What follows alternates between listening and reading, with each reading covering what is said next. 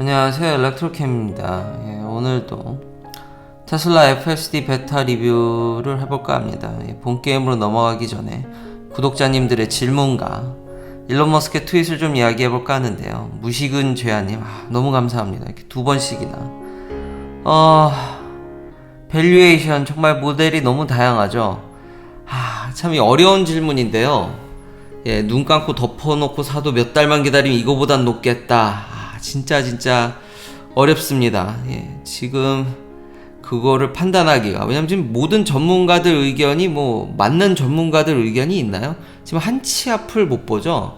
더군다나 페드가 어떻게 움직이냐에 따라 주식시장도 너무 요동쳐서 그게 제일 크다고 생각을 합니다. 그게 어느 정도 중단이 돼야지 무슨 의미가 있을 거라 생각을 하는데, 이건 그냥 제 감이니까 절대 믿지 마십시오. 그냥 제 생각에는 지금 현재 $200 아래면은 사도 나쁘지 않을까라는 생각을 드는데, 금리 인상을 계속하면은 그것도 참 어렵습니다. 근데 테슬라라는 기업이 지금 제가 FSD 베타를 볼 때마다 저는 사거리에서 좌회전, 우회전, 비보 좌회전 이런 게 안 되면은 차로서 저한테는 이제 의미가 있나 싶을 정도로 이거에 너무 푹 빠져가지고, 완벽한 건 아닙니다. 요즘 실수하는 것도 제가 보이도록 하겠지만, 얘가 주는 믿음감이나 안정감, 그러니까 확실히 할 수 있는 데서는 정말 이렇게 마음을 좀 놓게 되는, 같이 융화되면서 운전이 편해지는 그 맛 때문에 이 기업의 가치를 굉장히 높게 볼 수밖에 없습니다. 제가 그걸 많이 영향을 받기 때문에. 그냥 지금까지 그냥 제 생각은 거긴데, 지금 제일 페드의 감을, 페드가 문제죠. 그래서 당분간 또 아마 경제적인 면은 페드라든지 미국 정치권 얘기를 좀 섞어보도록 하겠습니다. 그 영향이 너무 커서. 브라보 세컨드 해프 감사합니다. 계속해서 여러가지 정보나 제가 직접 이렇게 FSD 베타를 쓰는 이야기를 좀 해볼까 합니다. 자, 이제 FSD 베타 넘어가기 전에 일론 머스크 트윗을 보면은 재미난 얘기가 나오는데, 일론 머스크는 트위터를 지금의 모습이 아니라 유튜브든 뭐가 됐든지 간에 그냥 소셜 플랫폼으로서 동영상이 될 수도 있고, 여러가지 그런 탈출구, 방향성을 모색하는 것 같습니다. 지금 현재 1등은, 수익적으로 1등은 유튜브이기 때문에 일론 머스크가 그걸 또 생각을 하는 것 같습니다. 근데 이제 유튜브의 수익 분배에 대해서 이제 트위터에서 얘기가 나오는데, 저도 이거 한번 얘기한 적이 있죠. 누구는 6대4더라, 7대3. 근데 이게 느껴지거든요. AI 그 분석을 통해서 얘가 얼마큼 뜯어가겠는지가 대충 데이터로 보입니다. 저희가 그때 과장 보태서 반반이라 그랬죠. 이미 이 퀸 넬슨이라는 분이 일론 머스크한테 55% 정도 크리에이터한테 주고 45%는 자기가 먹는다는 거죠. 그러니까 제가 과장 보태서 반반이 딱 맞죠. 일론 머스크가 이거는 비트할 수 있겠다. 여기서 잠시 이렇게 눈뽕이라고 하나요? 태양이 석양이 져서 너무 세게 비춘다라든지, 이러면은 저렇게 와이퍼 블레이드를 쓴다든지, 다음 편이 됐든 영상이 길어져서, 이게 비 올 때도 제가 테스트한 게 있어서 이제 보여드리면, 웬만한 웨더나 이런 눈부심은 잘 해결하거나, 아니면 저렇게 본인이 열심히 눈을 닦습니다, 카메라를. 그래서 잘 하려고, 악천 후에도 하려고 노력을 합니다. 그러면 제가 트위터로 넘어가야 되나요? 트위터에 이제 동영상이나 이런 게 서포트가 되면은 넘어가야 되는지, 구독자님들께서 의견 주시는 거에 따라서, 사실 소득이 아시는 분 아시겠지만, 채널 운영에서 돈은 거의 안 나오는 수준이기 때문에, 정말 친구가 그러더라고요. 돈이 문제가 아니라 너 소셜 프레셔를 받는 것 같다고. 이런 구독자님들과 함께 제가 어디 가서 이 많은 사람들과 이렇게 이야기를 해보겠습니까? 이 맛에. 그러니까 그 연예인병이라든지 연예인들의 느낌, 그리고 이런 어떤 구독자나 응원해 주시는 분들이 그게 너무 없어졌을 때의 그런 공허함. 그 여러 가지 이 채널을 운영하면서 제가 보고 느끼고 소통하고 배우는 게 참 많아서, 다시 한번 구독자님께 감사합니다. 이렇게 큰 돈 안 하셔도 됩니다. 진짜 트위터의 블루마크처럼 이 정도면, 제가 이거를 허용했던 이유는 여러분들이 발을 묶기 위한 거지, 예, 제 소득은 뭐 유튜브로 돈을 버는 거는 진짜 이 뒤로 협찬이라든지 다른 오버헤드를 걸어야지 이게 수익성이 나고 서스테이너블하게 움직이지 유튜브 수익은 굉장히 낮습니다. 그리고 수익 배분에 대해서도 좀 찾아보니까 요즘 이게 핫하죠. 애플이 인앱 결제? 한국어로 인앱 피가 거의 30% 가까이 뜯어가거든요. 구글이 좀 낮았다가 이걸 올려서 뭐 이제 여러 가지 한국에서도 마찰이 생기고 미국 내에서도 마찰이 생기는데 이걸 막기가 쉽지는 않습니다. 다른 여러 플랫폼들이 이거보다 수익성을 좀 그러니까 크리에이터들한테 돈을 더 준다든지 지금 유튜브 쇼츠가 그렇게 하려고 하는데 잘 안 되는 것 같죠. 그러니까 틱톡이나 이런 걸 잡기 위해서 뭐 기금을 광고를 잘 못 붙이니까 뭐 펀딩을 해가지고 더 만들려고 이렇게 종용을 한다라든지 뭐 그런 얘기도 있는데 자기가 불리하면 이렇게 크리에이터들한테 더 주려고 하는 모습이 있지만 전반적으로 여기서 잠시만 여기서 끊어가면은 요 사이를 비집고 가더라고요. 다른 리뷰도 제가 또 보여드리겠지만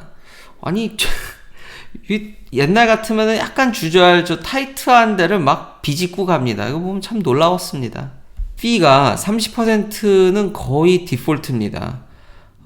이거를 깨려고 여러 경쟁자들이 미국이나 한국도 그랬던 것 같은데 크리에이터들한테 돈을 더 주고 아니면 유튜브 쇼츠 같이 잠시나마 근데 그게 잘 안착을 못합니다. 우버도 찾아보니까요 30% 가까이 뜯어가더라고요.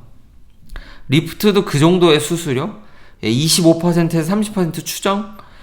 왜 그러냐면은 유튜브는 타겟팅해서 광고를 할 수 있어요. 유튜브는 30% 넘죠? 이거 보면 40, 이거 거의 반이죠? 날강도인데 완전히.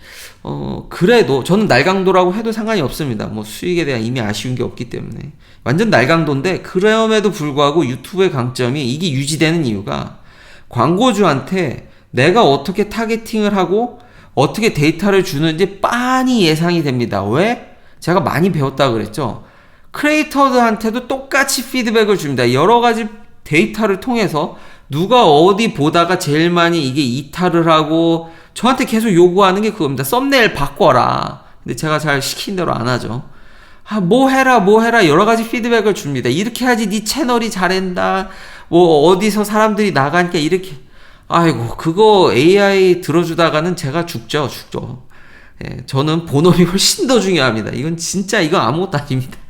본업이 날아가면 제 인생이 끝장나기 때문에 예, 이건 정말 한밤중에 이렇게 정말 취미 삼아 좋은 취미죠. 이렇게 많은 분들과 너무 감사합니다. 예, 이런 소정의 동강 이 정도면 충분하기 때문에 근데 AI가 정말 그렇게 피드백을 잘 줍니다. 똑같이 광고주들한테 줄 거라고 생각을 합니다. 그 데이터를 이용해서 굉장히 상세 분석해서 나이대별, 국가별 내가 이렇게 돈을 내서 우리한테 이렇게 주면 이렇게 타겟팅 한다라는 이 정도의 광고주들은 자기가 낸 돈이 어떻게 광고에 쓰이고 그걸 세밀하게 알고 싶어 합니다. 굉장히 세밀하게요. 그냥 뭐 프라임 타임의 광고가 아니라 일일이 이게 어떻게 내가 광고 쓴 돈이 어떤 누구들한테 비춰졌고 어떻게 영향을 줘서 내가 내 제품의 판매량을 어떻게 올리는지 그 스토리를 원하는데 그걸 그려줄 수 있는 회사가 유튜브밖에 없습니다. 제가 알기로는 다른 회사들이 그 정도의 프레젠테이션과 데이터 서포트가 안 되는 걸로 알고 있습니다. 그러니까 반을 뜯어가죠. 애플도 마찬가지인데 자기가 그렇게 구축해 놓고 이걸 유지보수하고 이런 것들이 지금 미국 내에서 대체적으로 30%인데 이거에 대한 반론들이 많죠. 그러니까 일론 머스크도 그걸 얘기를 하는 거고 그리고 이거에 대해서 한국이나 미국 내에서도 정말 이를 갈고 야 이거 너무 많이 뜯어가는 거 아니냐 무슨 카드 수수료 정도로 생각하시는 분인데 그거보단 더 줘야 될 것 같긴 한데 30%가 그쵸 제 입장에서도 뭐 수익 배분이 더 좋아지면 더 좋아지니까 30%가 좀 너무 과하다는 수도 있는데 또 그런 주는 데이터를 보면은 적지 않은 돈이 들겠다라는 생각은 듭니다. 과연 일론 머스크가 트위터를 가지고 어떤 수익 배분을 가져갈지 매우 궁금합니다. 이런 걸 깰 수 있을지 현재까지 시도가 없었던 게 아니다. 있었는데 이걸 참 깨기가 어렵다라는 거죠. 시도했던 여러 플랫폼들이 그만큼의 어떤 혜택을 못 줬기 때문에 수수료만 싸면은 광고주들이 그렇게 달려들지는 않습니다. 그 원하는 그 스토리, 데이터 그거를 제공해 줄 수 있냐 이거죠. 그게 안 되니까 여태까지 이게 대항마가 안 되는 겁니다. 그만큼 그러니까 독과점이 슬슬 보이기도 하지만 그에 걸맞는 서비스가 있었기 때문에 이게 유지됐다고도 저는 생각이 됩니다. 일론 머스크가 과연 이거를 깰 수 있을지, 이렇게 빨리빨리 행동하는 걸 봐서는, 지금의 행보를 봐서는 트위터 인수가 다시 한번 뭐 언론의 자유뿐만 아니라 권에서 말이 나오는 거 보니까 일론 머스크가 굉장히 잘 하고 있는 것 같고, 이런 빠른 행보와 수익 배분이라든지 여러 가지 이런 거를 가시적인 성과를 내려면은 회사를 설립하는 게 그게 쉽지 않습니다. 무에서 유를 창조하는 게 너무너무 어렵습니다. 해야 될 게 굉장히 많은데 트위터를 인수함으로써 기본 뼈대라든지 법적인 면들 이런 것들을 단번에 해결하기 때문에 오버프라이스를 하긴 했지만 벌써 이런 걸 논할 수 있을 정도로 가시적인 성과가 나오기 때문에 적당한 기업을 인수해서 탈바꿈하는 것도 일론 머스크 수준의 사회적 영향력과 재산이 있다라면 지금 와서 보니까 나쁘지 않은 것 같이 보입니다. 자, 계속해서 FSD 베타를 리뷰해 보도록 하겠습니다.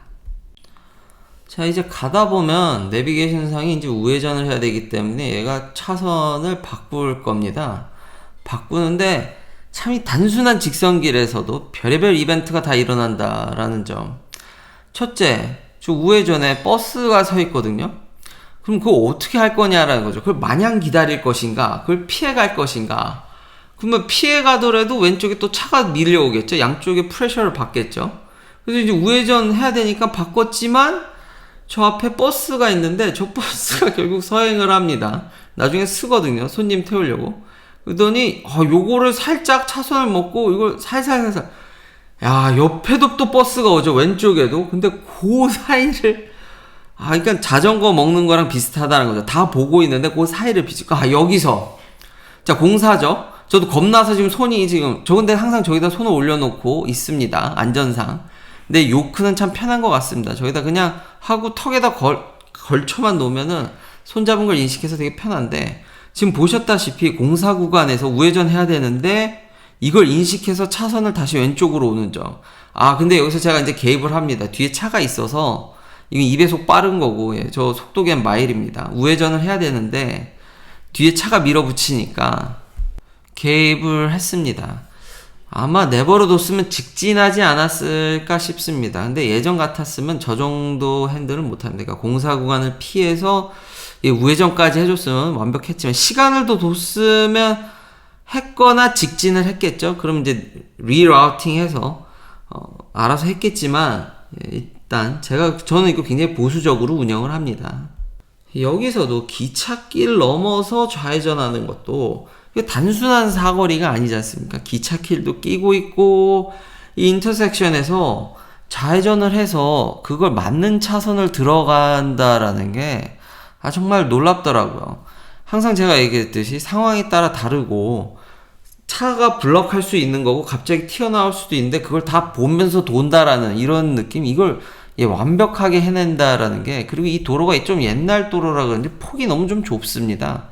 그런데도 굉장히 이거를 잘 해나갑니다. 나중에 차들이 옆에서 오는데도 그 조그만 거를 다 타이트한 걸 다 끼워 들어간다라는 거에 제가 깜짝 놀랐습니다. 사람이 운전해도 차선 지켜가면서 하기가 여기 참 어렵거든요. 그래서 중간에 선이 없다라든지 좀 가면 도로가 요상하게 꼬불꼬불하게 가거든요. 혹은 좀 있으면 이제 차가 확 들어올 텐데, 그때 이런 대처 능력, 속도가 줄일 때 이럴 때 갑자기 확 들어오는데 같이 이걸 스무스하게 넘어간다라든지, 옛날 같았으면 그 브레이크를 밟는다든지 난리가 났을 텐데, 저런 예상하면서 가는 모습들 참 놀랍습니다. 놀랍고요. 좀 가다 보면 저 빨간 차가 이제 미친 짓을 잠깐 하는데, 그것도 보면 저런 거 지금 이런 애매하게 꼬여있고, 실제로 가보면 초행길에 이게 쉽지가 않거든요. 이렇게 중간중간에 판단에 미스해서 제가 아까 개입을 조금 하기도 하지만 상당 부분 여기서도 저 앞에서 사람이 걸어가기 때문에, 보통 사람 같았으면 그냥 쭉 갔을 텐데 서행을 했죠. 얘가 좀 안전하게 좀 보면서, 지금 위에도 신호등이 깜빡이니까 좀 보고 가고, 이런 거 보면은 안정적으로 한다. 근데 사람 같으면 그냥 확 갔겠죠. 여기서도 공사 구간이라든지 오른쪽에 아까 살짝 차가 들어오는 것도 다 보면서 한다라는 게 이걸 여유롭게, 그러니까 웬만큼 핸들링이 된다라는 거에 많이 발전했습니다. 진짜 놀랍습니다.